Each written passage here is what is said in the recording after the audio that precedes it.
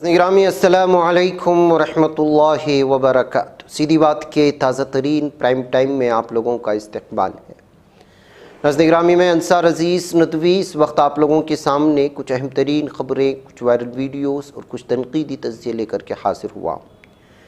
तफसीलात में जाने से पहले निगरामी आप लोगों से जो दरख्वास्त होती है उस पर तवज्जो करने की अपील करूँगा।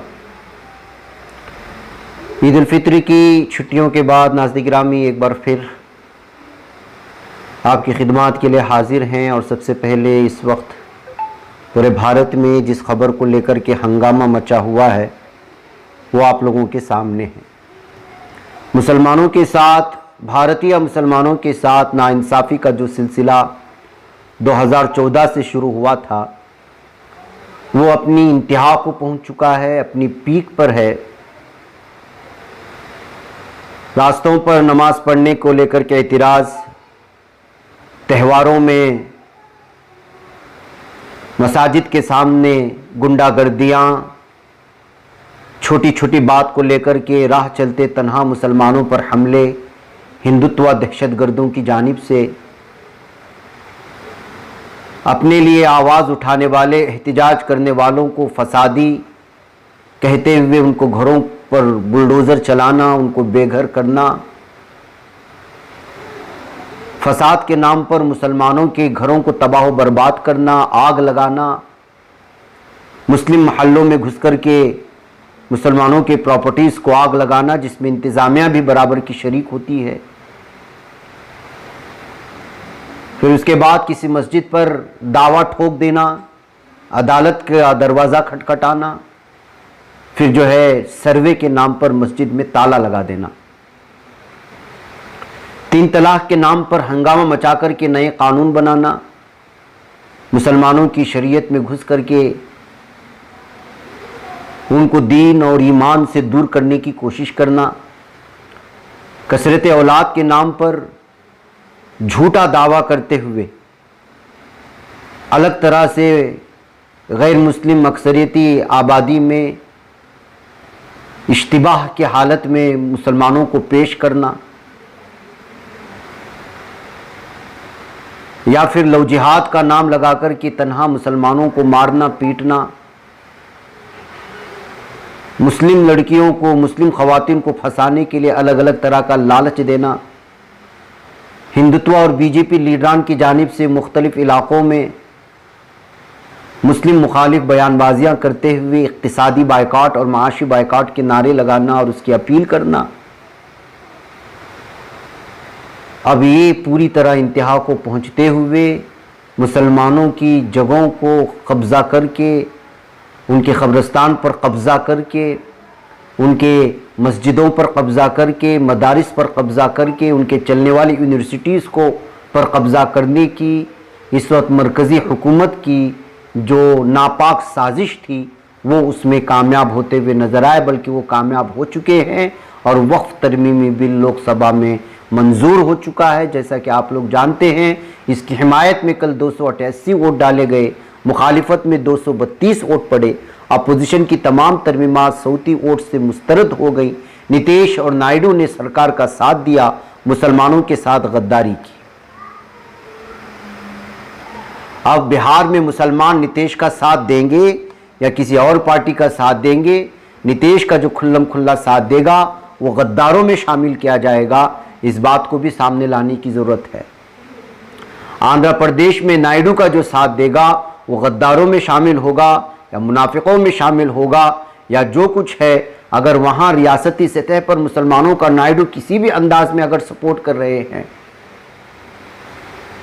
तो इसका मतलब हरगिज़ भी ये नहीं है कि वो हमारे मसाजिद पर कब्ज़ा करें, हमारे कब्रिस्तान पर कब्ज़ा करने के लिए एक ऐसी पार्टी का सपोर्ट करें जो मुकम्मल तौर पर मुसलमानों को दूसरे दर्जे का शहरी बना करके इस मौके पर जो है मुसलमानों को पूरी तरह से भारत में किनारा करते हुए उनके हुकूक़ को सल्ब न करने की सिर्फ माशी एतबार से, इक़्तिसादी एतबार से उनकी शनाख्त को छीनने की कोशिश हो, या फिर वो जहाँ पर इबादत करते हैं या फिर जिनके इंतकाल के बाद कब्रिस्तान में जिनको लिटाने के लिए थोड़ी बहुत जगह बाकी हैं, या आज़ादी के साथ नमाज़ पढ़ने के लिए कुछ मसाजिद जो पुराने हमारे आबा व अजदाद ने छोड़ कर के गए हैं, या जिनकी वक्फ की हुई जायदाद पर कुछ स्कूल यूनिवर्सिटियाँ चलती हैं उन पर कब्ज़ा करके मरकज़ी हुकूमत जो पूरी तरह से यहाँ की सरकारी सारी की सारे शोबों को फ़रोख्त कर चुकी है कुछ कारोबारियों के हाथों में, इसी तरह हमारी वक्फ जायदाद को भी फ़रोख्त करने की जो साजिशें रची जा रही हैं, हमारी मस्जिदों को छीन करके हमारी ज़मीनों से सजदों के हुकूक जो छीनने की कोशिश कर रही हैं, इसमें अगर कोई भी किसी भी एतबार से सपोर्ट करता है और वो मुसलमानों को वोट हासिल करके अगर इस तरह की गद्दारी कर रहा है, तो फिर हर मुसलमान को ये फ़ैसला लेना होगा, बल्कि फतवा जारी करना होगा कि इस तरह के पार्टियों के सपोर्टर्स वो गद्दार हैं और कौम के मुनाफिक हैं। नाज़रीन गिरामी, जैसा कि आप लोग जानते हैं कि ये जो है पूरी तरह से लोकसभा में तो पास हो गया, आज राज्यसभा में इस पर बहस जारी है। रात पीसीबी पहर तक जो है ये इसको मंजूरी मिल सकती है, मंजूरी मिल चुकी होगी, लेकिन जो भी है यही सूरत हाल है। इसीलिए मुस्लिम पर्सनल लॉ बोर्ड ने अब साफ और वाज़ेह तौर पर कह दिया है कि बिल के खिलाफ सड़क पर उतरेगा। मुस्लिम पर्सनल लॉ बोर्ड एहतिजाज को मुल्क बचाने की लड़ाई करार दे दिया है और वक्फ तरमीमी बिल के सिलसिले में मुनक़िदा एक प्रेस कॉन्फ्रेंस में मुजव्वज़ा कानून की तनकीद करते हुए बोर्ड के रुकन मोहम्मद अदीब ने साफ और वाज़ेह किया था कि मुस्लिम तबके की जायदाद को जब्त करने की कोशिश है। उन्होंने कहा कि मरकज़ी हुकूमत इसे इस सोच से शुरू किया है कि वह हमारी जायदाद छीन सकते हैं, क्या उसे कबूल किया जा सकता है? ये मत सोचिए कि हम हार गए हैं। मोहम्मद अदीब ने कहा है कि ये तो शुरुआत है। मुश्तरका पार्लिमानी कमेटी में गौर व फिक्र के दौरान बिल की मुखालिफत की गई। ये मुल्क को बचाने की लड़ाई है क्योंकि मुजव्वज़ा कानून हिंदुस्तान के ताने बाने को ख़तरे में डालता है। इस मौके पर AIMPLB के तर्जुमान डॉक्टर सैयद यानी मुस्लिम पर्सनल लॉ बोर्ड के तर्जुमान डॉक्टर सैयद कासिम रसूल इलियास ने कहा कि वक्फ तरमीमी बिल को पेश करने से पहले अहम मामलों पर गौर नहीं किया गया। एक मामले की मिसाल देते उन्होंने कहा कि दफ़ा 3C2 में DM की जगह फैसला लेने का हक नामजद अफसर को दे दिया गया है। इससे मामला और ज़्यादा बिगड़ गया है। अब ये मसला ज़्यादा पेचीदा बन जाएगा। तो नाज़रीन गिरामी, इस वक्त जो है सूरत हाल बहुत ख़तरनाक हो चुकी है। अब जब एहतिजाजात का सिलसिला भी कल से ही शुरू हो चुका था, 2-3 मनाजिर आप हमारे यहाँ पर वीडियो में देख सकते हैं। अब ये सिलसिला पूरे भारत में फैलेगा, लेकिन चलते चलते एक बात वाज़ेह तौर पर मैं पूरी तरह से कह दूँ कि बिहार में इस मरतबा नीतीश को सबक सिखाना है। बिहार के मुसलमानों को तहिया कर लेना चाहिए। और जाहिर सी बात है कि आंध्र प्रदेश में तो अभी जो है इलेक्शंस हुए हैं और जाहिर सी बात है कि 4 साल तक वो उसी तरह जारी रहेंगे। ऐसी सूरत हाल में वहाँ के मुसलमानों को मसलिहत के तहत इसका सपोर्ट करना है और जहाँ मसलिहत नज़र ना आवे उन जगहों पर खुलकर उसकी मुखालिफत होनी चाहिए। इस तरह के तबसरे भी इस वक्त जो है सामने आ रहे हैं। जाहिर सी बात है कि जो है अगर मकामी एतबार से रियासती सतह पर अगर कोई बीजेपी के साथ है लेकिन मुसलमानों का मुकम्मल तौर पर सपोर्ट कर रहा है दीगर बहुत सारी मुख्तलिफ निजी शोबों में, जिस तरह की ख़बरें हमें मिल रही हैं, तो वहाँ पर वहाँ के मकामी उलमा किराम को, वहाँ के पर्सनल लॉ बोर्ड के जो है ज़िम्मेदारान को, वहाँ के जमीयत के ज़िम्मेदारान को, वहाँ के मुख्तलिफ जो पार्टियाँ हैं वहाँ के ज़िम्मेदारान को इस सिलसिले में जो भी फ़ैसला होगा, वहाँ की रियासती सतह के जो मसाइल मुसलमानों के हैं उसमें क्या सूरत हाल है, उसमें किस तरह का मुसलमानों को सपोर्ट वहाँ की हुकूमत से मिल रहा है, वहाँ को इसी तरह का नुकसान तो नहीं हो रहा है। इस तरह की मुखालिफत बयान करने से कहीं तो ऐसा नहीं कि जो मुकम्मल तौर पर सपोर्ट ही छोड़ दिया जाए। जाहिर सी बात है कि अपनी अपनी रियासत के अपने अपने मसाइल भी होते हैं मुसलमानों के। ऐसी सूरत हाल में भी जो है पूरी तरह से लोगों को जो है यहाँ पर फैसला लेना है। इस तरह के तबसरे भी कल के इस फैसले के बाद नीतीश नायडू और भी जिन लोगों ने मुसलमानों की वोट लेकर के मरकज़ी हुकूमत के साथ जो है वक्फ बिल के ख़िलाफ़ जाने के बजाय उसकी हिमायत में वोट डाला और मुसलमानों से गद्दारी की हैं, उनको उस एतबार से जो है उनको उनकी सतहियत पर बिठाना होगा। ये तबसरे सुनने को मिल रहे हैं। नाज़रीन गिरामी, उधर ख़बर आ रही है कि गुजरात के जामनगर में फ़िज़ाइया का तैयारा हादसे का शिकार हुआ है, जिसकी वजह से एक पायलट की मौत हो चुकी है।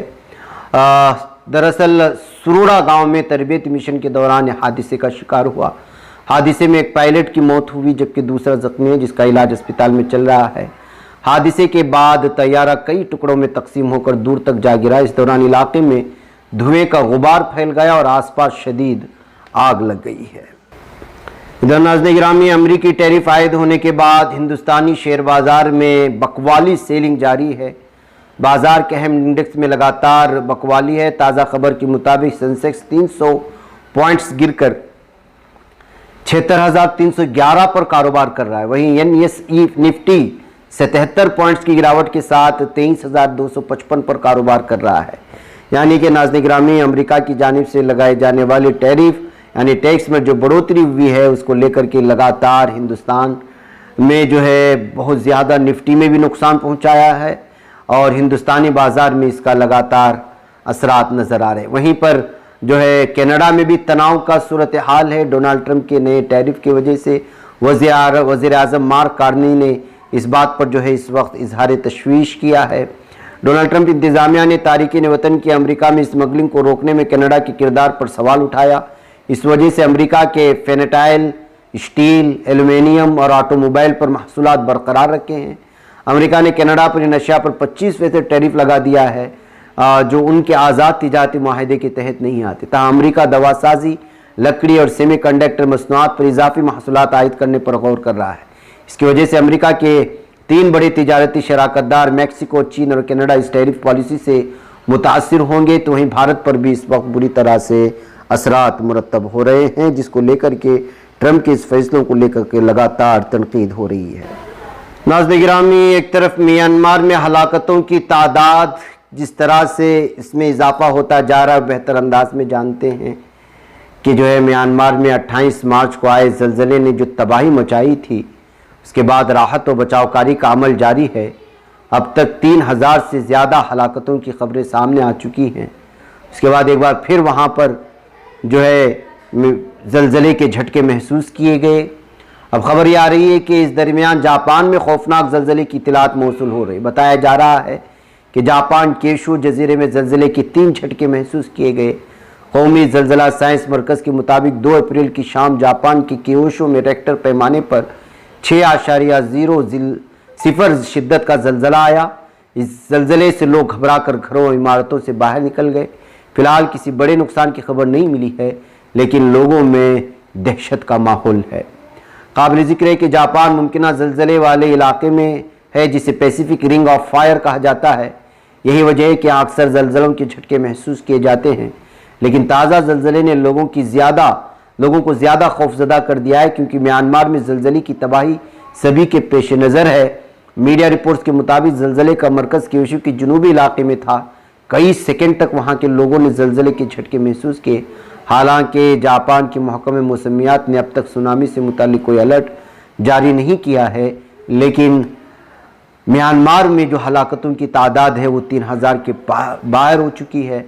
लाखों लोग बेघर हो चुके हैं। सूरत हाल बहुत ख़तरनाक हद तक तबाहाली पेश कर रही है। बहरकैफ नाज़रीन गिरामी, मुझे यहाँ पर इजाज़त दें। इंशाल्लाह फिर आप लोगों से मुलाकात होगी। अस्सलामु अलैकुम वरहमतुल्लाहि वबरकातुहू। ही बच पाता है कोई सहाफ़ी की निगाहों से, मिलाता है ये लोगों को मोहब्बत की पनाहों से। करम और दर्दमंदी का है एक संसार सीधी बात। अज़ीमत जुर्अतो हिम्मत का है इज़हार सीधी बात। अज़ीमत जुर्अतो हिम्मत का है इज़हार सीधी बात। ये चैनल हक निगर बनकर कुचल देता है फितनों को।